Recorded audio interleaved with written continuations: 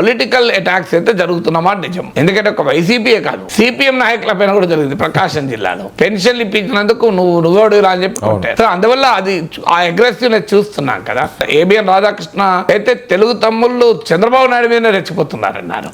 Weekend comment with ఆర్కేలో అనేక సార్లు చెప్తున్నాడు, తెలుగు తమ్ముళ్ళు రెచ్చిపోతున్నారు, చంద్రబాబు నాయుడు పైన రెచ్చిపోతున్నారని.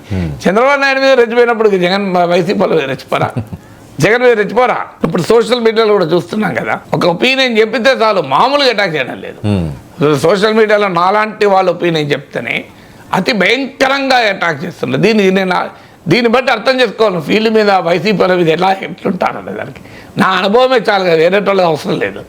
ఎందుకంటే అంత అసహనంతో రగిలిపోతున్నారు, అంత అసలు మమ్మల్ని ఏమీ అనకూడదు అనే దశకు వచ్చేసారు. సో అందువల్ల ఈ సోషల్ మీడియాలో అగ్రెషన్ చూస్తే ఫీల్డ్ మీద వైసీపీ మీద ఉండదని నేను ఎలా అనుకోగలను?